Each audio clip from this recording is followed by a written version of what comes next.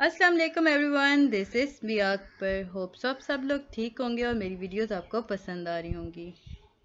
आज ही हम लोग पढ़ रहे हैं फिज़िक्स 101 का lecture number 1, introduction to physics. इन वीडियोस में बेसिकली हम लोग बात करेंगे शॉर्ट, लॉन्ग और एमसीक्यूज वाइज, और ये वो सारी चीज़ें होंगी जो आपके पेपर्स में आ रही हैं। पेपर पॉइंट ऑफ व्यू से इम्पोर्टेंट हर चीज़ को हम डिस्कस करते जाएंगे।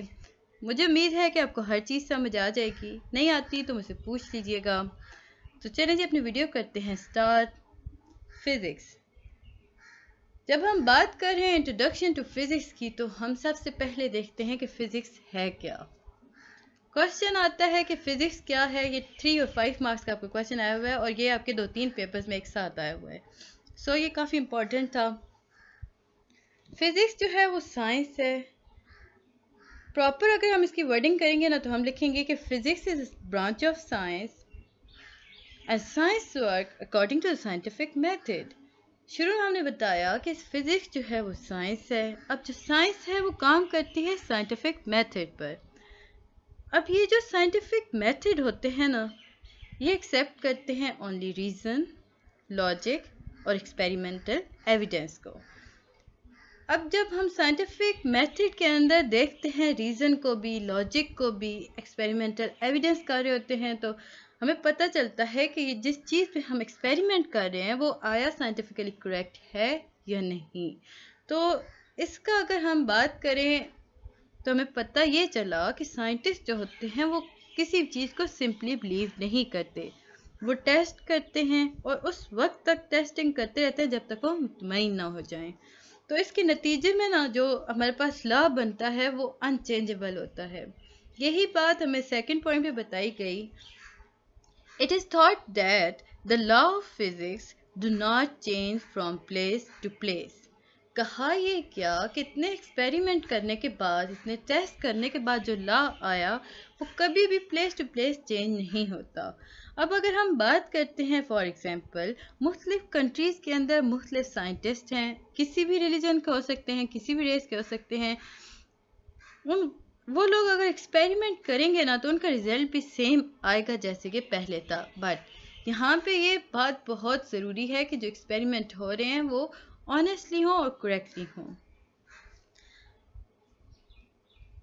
इसके बाद ही हमारे पास आता है एक और बहुत इंपॉर्टेंट पैराग्राफ था आपके पास। इस कोर्स के अंदर ना हम लोग जो चीज़ें पढ़ेंगे ना वो देखेंगे, और उसके बाद उनकी हम डेफिनेशंस मस्ट होती हैं फिज़िक्स में।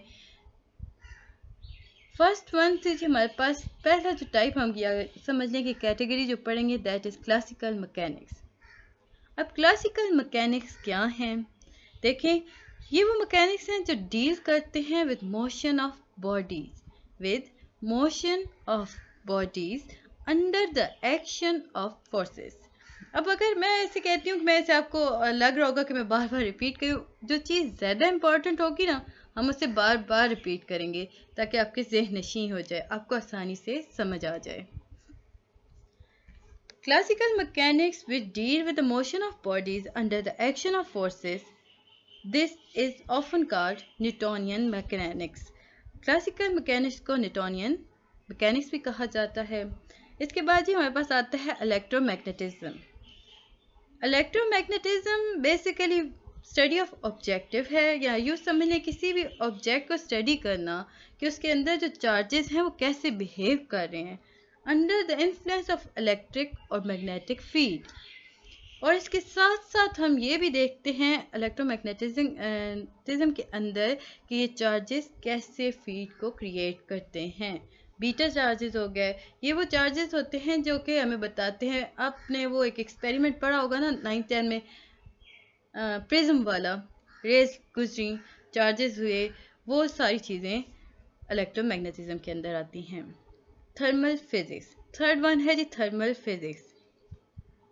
इसके अंदर हम स्टडी करते हैं नेचर ऑफ हीट, और जो चेंजेस होती हैं ना इस हीट की वजह से, उन सारी चीज़ों को हम थर्मल फिजिक्स के अंदर पढ़ रहे होते हैं। प्रॉपर वर्डिंग देखेंगे तो हम बोलेंगे कि thermal physics in which one studies the nature of heat and the changes that the addition of heat bring about in matters. अब मैटर के अंदर जो चीज़ें चेंज हो रही होती हैं ना हीट की वजह से, उसकी पढ़ने को भी हम थर्मल फिजिक्स कहते हैं, और नेचर ऑफ हीट को भी हम स्टडी जब कर रहे होते हैं तो वो भी थर्मल फिजिक्स के अंदर ही आता है। ज़्यादा अगर आप लिखना चाहें तो आप लिखेंगे कि हम थर्मल फिजिक्स की हेडिंग देंगे। हेडिंग देने के बाद आप उसके नीचे लिखेंगे it is the branch of physics in which we deal with the study of nature of heat and changes the addition of heat bring about in matters. ये आपकी प्रॉपर एक 5 मार्क्स का क्वेश्चन बन जाता है, आंसर उसका आ गया। इसके बाद है जी क्वांटम मैकेनिक्स। क्वांटम मैकेनिक्स जो होते हैं वो बेसिकली डील करते हैं with small objects like atom हो गया, न्यूक्लियाई हो गया, क्वार्क्स हो गया। एक और इम्पॉर्टेंट चीज़ याद रखिएगा कि जितनी फिजिकल क्वांटिटी होती है ना वो 3 फंडामेंटल डायमेंशंस में डिफाइन की जाती हैं या एक्सप्रेस की जाती हैं। अब वो 3 फंडामेंटल क्या हैं डायमेंशन हमारे पास?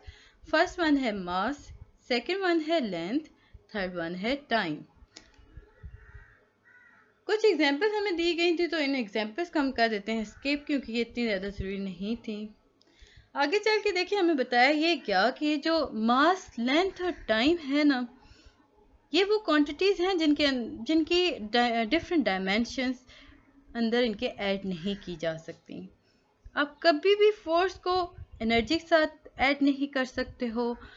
फोर्स को हमेशा फोर्स ही के साथ ऐड किया जाता है। अगर आप फोर्स को एनर्जी के साथ ऐड करोगे ना तो जो फार्मूला होगा वो मुख्तलिफ गलत डायमेंशंस देना शुरू कर देगा। उसके जो इक्वल साइंस होंगे वो भी डिफरेंट होना शुरू हो जाते हैं। बाकी इसके एक एग्जांपल थी तो ये इतनी ज़रूरत नहीं थी कि पेपर पॉइंट ऑफ व्यू से हम बात करें, हम शॉर्ट लेक्चर्स की बात नहीं कर रहे। याद रखें कभी भी यूनिट और डायमेंशंस को लेकर आपने कंफ्यूज नहीं होना। हम लोग डिफरेंट यूनिट्स यूज़ करते हैं एक ही फिजिकल क्वांटिटी को मेजर करने के लिए। फॉर एग्जांपल अगर आप मैथ्स को यूज़ कर रहे हैं ना, मेजर कर रहे हैं ना, तो आप यूज़ करेंगे जी यूनिट ऑफ किलोग्राम, माउंट्स और इवन इंसार और चैटक। अगर हम इस कोर्स की बात करते हैं ना तो हम इसमें यूज़ करेंगे मीटर, किलो, ग्राम, सेकंड, या यूँ समझ लें metre, kilogram, second system, MKS। इसके बाद ही हमें यहाँ पे एक इक्वेशन दी थी, ये आपके पेपर्स में नहीं आती, सो इसे हम छोड़ देते हैं। यहाँ पे एक शॉर्ट MCQ था आपके पास, physics is fill in blank. तो physics is common sense. First अगर हम बात करते हैं शुरुआत में फिजिक्स क्या है, फिजिक्स एक कॉमन सेंस है ना। इसके बाद हमें बताया जाता है कि जब भी आपको इक्वेशन लिखेंगे ना तो उसके सबसे पहले आपने क्या चेक करना है, आपने देखना है कि उसकी सेम डायमेंशंस हैं कि नहीं। अगर उसकी मतलब सेम डायमेंशन लाइक इसकी left side is equal to right side. अब यहाँ पे एक एग्जांपल हमें दी गई कि हमें कहा ये क्या कि देखिए जी अगर हमारे पास एक प्रिंसिपल है जिसके अंदर एक इक्वेशन है, for example v raised to power 2 is equal to u raised to power 2 plus 2at। ये एक हमारे पास इक्वेशन बन गई ना, लेकिन ये इक्वेशन गलत है अकॉर्डिंग टू फिजिक्स। क्यों देखें, जब हम v को देख रहे हैं, u को देख रहे हैं, तो हमारे पास पता ये चला कि v जो है वो v और u जो है वो वेलोसिटी हैं, एक्सीलरेशन है जी a और t टाइम है। तो ये वो एक डिफरेंस आ गया ना। वेलोसिटीज को तो हमने इक्वल रख लिया, लेकिन एक्सीलरेशन और टाइम को हमने अनइक्वल कर दिया। तो जैसे हमने शुरू में रूल देखा था ना, तो हमारे पास एक रूल था कि सेम डायमेंशंस होनी चाहिए दोनों की, तो वो यहाँ पे आके इसने डिसओबे किया। सो ये हमारे पास इक्वेशन रॉन्ग हुई। अब इसकी करेक्ट वर्जन क्या था, that is v square is equal to u square plus 13a square t square. ये पॉसिबली करेक्ट है। देखें इसके अंदर हमारे पास वेलोसिटीज भी स्क्वायर्स में आ रही हैं, एक्सीलरेशन स्क्वायर में आ गई और टाइम यानी कि t भी हमारे पास स्क्वायर में आ गया। तो हमें हमेशा हर इक्वेशन में ये चेक करना होगा कि सेम डायमेंशंस होनी चाहिए। ये भी उसे समझाने के लिए एक इक्वेशन थी। मुझे उम्मीद है कि आपको मेरा लेक्चर समझ आया होगा। काइंडली मेरे चैनल को लाइक और सब्सक्राइब कर दें, बेल आइकन को भी प्रेस कीजिएगा ताकि आने वाली वीडियोस के नोटिफिकेशन आपको मिल सकें। मिलते हैं जी नेक्स्ट वीडियो में, तब तक के लिए अल्लाह हाफिज़।